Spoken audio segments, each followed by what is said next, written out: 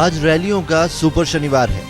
गुजरात में बीजेपी के पीएम उम्मीदवार नरेंद्र मोदी, कांग्रेस के उपाध्यक्ष राहुल गांधी दनादन रैलियां करेंगे। उधर कांग्रेस अध्यक्ष सोनिया गांधी अपने संसदीय क्षेत्र रायबरेली में होंगी।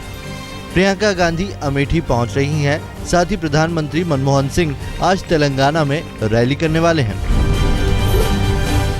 आज बीजेपी के पीएम उम्मीदवार गुजरात में एक के बाद एक 4 रैलियां करेंगे। नरेंद्र मोदी सबसे पहले बारदोली में लोगों को संबोधित करेंगे, जिसके बाद वो छोटा उदयपुर, भरूच और राजकोट जाएंगे। गुजरात के अलावा मोदी दमन और सिलवासा में भी रैलियां करेंगे। कांग्रेस के उपाध्यक्ष राहुल गांधी भी आज गुजरात पहुंच रहे हैं। वो 3 सभाएं करेंगे। राहुल की पहली रैली अमरेली में होगी। अमरेली के बाद राहुल बोताड़ और देवगढ़ बारिया भी जाएंगे। प्रियंका आज से अमेठी दौरे पर हैं। वो राहुल गांधी के लिए वोट मांगेंगी और उनका चुनावी प्रबंधन देखेंगी। प्रियंका आज सुबह 10 बजे अमेठी पहुंचेंगी और जगदीशपुर में महिलाओं के साथ बैठक करेंगी। इसके बाद वो अलग अलग जगहों पर एक के बाद एक कई सभाएं करेंगी। प्रधानमंत्री मनमोहन सिंह के भाई दलजीत सिंह बीजेपी में शामिल हो गए। शुक्रवार को अमृतसर की रैली में जब नरेंद्र मोदी मौजूद थे, दलजीत सिंह ने बीजेपी का दामन थामा। नरेंद्र मोदी ने दलजीत सिंह का स्वागत किया और कहा कि इससे पार्टी की ताकत बढ़ेगी। इसी बीच दलजीत सिंह ने नरेंद्र मोदी और अमृतसर से बीजेपी के उम्मीदवार अरुण जेटली की जमकर तारीफ की। अमृतसर की रैली में नरेंद्र मोदी ने बीजेपी के वरिष्ठ नेता अरुण जेटली की जमकर तारीफ की। मोदी ने इशारा किया कि अगर एनडीए की सरकार बनी तो जेटली को अहम मंत्रालय मिल सकता है। मोदी ने कहा कि अगर जेटली जीतते हैं तो दिल्ली की सरकार के साथ साथ पंजाब की अकाली सरकार को भी काफी मदद मिलेगी। मेरा अनुभव है और अरुण जेटली के यहाँ आने से सिर्फ दिल्ली में हमारी सरकार को लाभ होगा इतना नहीं, बादल साहब की सरकार को भी लाभ होगा।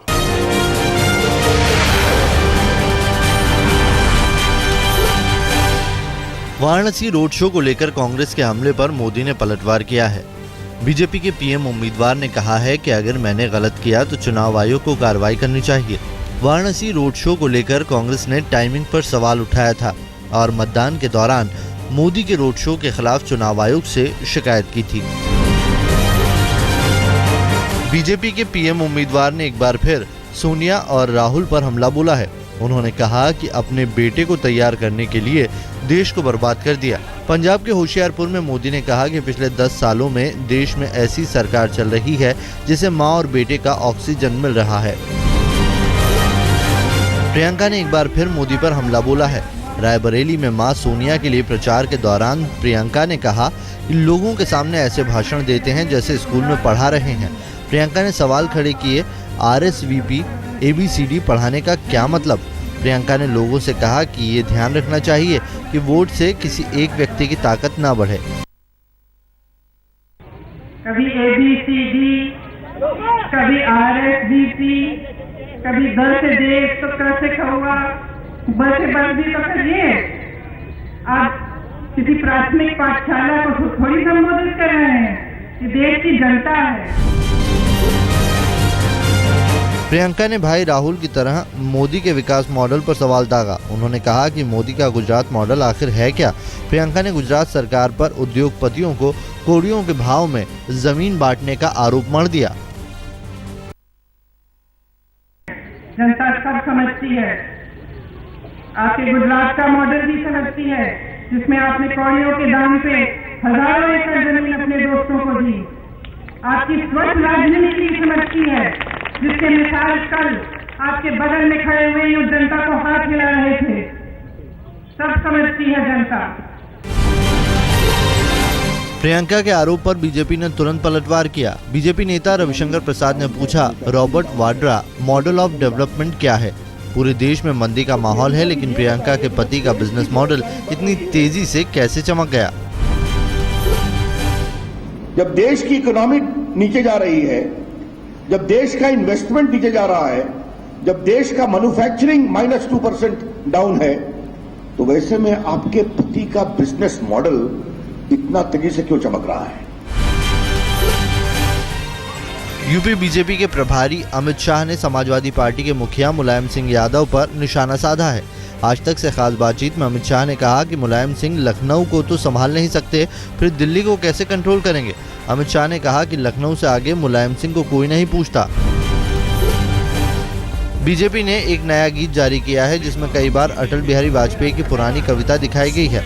वीडियो में अटल बिहारी वाजपेयी दोहराते नजर आ रहे हैं कि कमल फिर खिलेगा। वीडियो जारी करने के बाद बीजेपी ने दलील दी कि पार्टी पूर्व प्रधानमंत्री को भूली नहीं है। बीजेपी के गीत के बोल हैं, मैं कमल खिलाने आया हूं, जिसे उदित नारायण और प्रभाकर ने गाया है।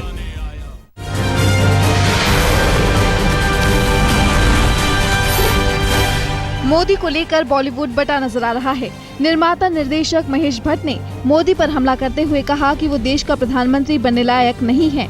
महेश भट्ट कांग्रेस का प्रचार करने लखनऊ पहुंचे थे। वहीं जाने माने फिल्मकार अशोक पंडित ने मोदी की धर्मनिरपेक्षता को लेकर उठाए जा रहे सवाल को खारिज कर दिया। उन्होंने कहा कि देश को मोदी जैसे सशक्त नेता की जरूरत है। बोकारो की अदालत आज बीजेपी नेता गिरिराज सिंह की अग्रिम जमानत याचिका पर सुनवाई करेगी। गिरिराज सिंह पर भड़काऊ भाषण के आरोप हैं। उन्होंने चुनावी रैली में कहा था कि मोदी का विरोध करने वाले पाकिस्तान के समर्थक हैं, जिसके बाद बोकारो की अदालत ने गिरिराज सिंह के खिलाफ गैर जमानती वारंट जारी किया था। आज भड़काऊ भाषण के मामले में चुनाव आयोग आजम खान पर कोई फैसला ले सकता है। आयोग ने आजम खान को नोटिस थमाया था, जिसका समाजवादी पार्टी के नेता ने जवाब दिया है। आजम खान पर अपने भाषण में सांप्रदायिकता फैलाने का आरोप है।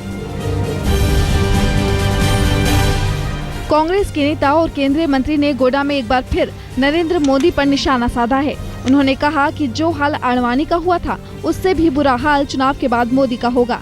जब बेनी बाबू से ये पूछा गया कि चुनाव आयोग के कई नोटिसों के बाद भी उनके बयान थम नहीं रहे, तो उन्होंने कहा कि आयोग अपना काम कर रहा है और मैं अपना काम कर रहा हूँ। योग गुरु रामदेव ने एक बार फिर कांग्रेस अध्यक्ष सोनिया गांधी और उपाध्यक्ष राहुल गांधी के खिलाफ आपत्तिजनक बयान दिए हैं। रामदेव लखनऊ में मीडिया को संबोधित कर रहे थे। रामदेव के आपत्तिजनक बयान के बाद कांग्रेस ने चुनाव आयोग से शिकायत की धमकी दी है। मधेपुरा में आरजेडी सुप्रीमो लालू प्रसाद ने बीजेपी और संघ पर निशाना साधा। उन्होंने कहा कि हर चौराहे पर आरएसएस के लोग भेष बदल कर बैठे हैं और लोगों से बदलाव की बात करते हैं, लेकिन उन पर ध्यान देने की जरूरत नहीं। लालू ने शायराना अंदाज में बीजेपी पर निशाना साधा। तो है आंसू बहाने नहीं आता, आगा के बनारस में पान खाने नहीं आता। बिहार के कृषि मंत्री नरेंद्र सिंह ने बीजेपी के पीएम उम्मीदवार नरेंद्र मोदी पर जोरदार हमला किया है। नरेंद्र सिंह ने कहा कि मोदी जमीनी नेता नहीं है और देश की पीड़ा से परिचित नहीं है, लिहाजा मोदी का प्रधानमंत्री बनना देश के लिए बहुत खतरनाक होगा। उन्होंने कहा कि बीजेपी ज्यादा से ज्यादा 150 सीट ही जीत पाएगी। बीएसपी सुप्रीमो मायावती ने फैजाबाद की रैली में बीजेपी पर हमला किया और कहा कि बीजेपी के पीएम उम्मीदवार ने देश की मीडिया और बड़े बड़े ज्योतिषों को अपने पक्ष में कर लिया है, लेकिन अगर मोदी पीएम बने तो देश सांप्रदायिक दंगों से तबाह हो जाएगा। मायावती ने सोनिया गांधी और राहुल गांधी पर भी हमला किया।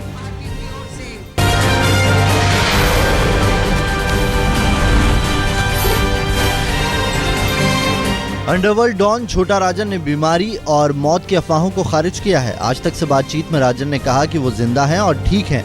खबरें आ रही थी कि राजन गंभीर तौर पर बीमार है और उसकी दोनों किडनी फेल हो चुकी है।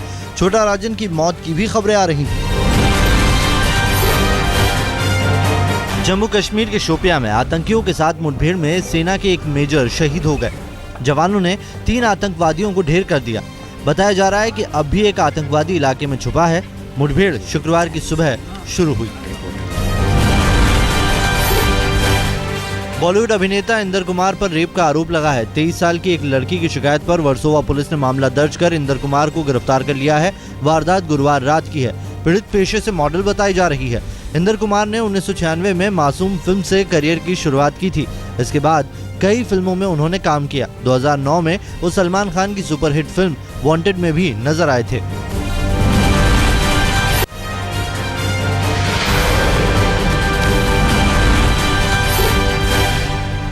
IPL 7 में मुंबई को लगातार तीसरी हार मिली है। मैकुलम के नाबाद 71 रनों और ड्वेन स्मिथ की मदद से चेन्नई ने मुंबई को 7 विकेट से हरा दिया। चेन्नई सुपर किंग्स ने 7 विकेट से जीत दर्ज की। चेन्नई ने 1 ओवर पहले ही 142 रनों का लक्ष्य हासिल कर लिया। Mohit Sharma man of the match चुने गए। उन्होंने 4 ओवरों में 14 रन देकर 4 विकेट झटके। IPL 7 के दूसरे मैच में हैदराबाद की टीम ने दिल्ली डेयरडेविल्स को 4 रनों से हरा दिया। इरान फिच ने नाबाद 88 और डेविड वार्नर ने नाबाद 58 रन बनाए।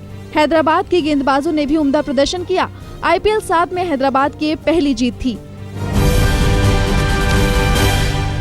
IPL 7 में आज का पहला मुकाबला राजस्थान और बेंगलोर का होगा। बेंगलोर 3 में से 2 मुकाबले जीत चुका है, जबकि राजस्थान ने 3 मैचों में से 1 में ही जीत हासिल की है। आज के दूसरे मैच में कोलकाता का मुकाबला पंजाब से होगा। पंजाब को अब तक तीनों मैचों में जीत हासिल है। वहीं कोलकाता के खाते में 3 में से 2 जीत दर्ज है, जबकि एक मैच में कोलकाता को दिल्ली के हाथों हार का सामना करना पड़ा था।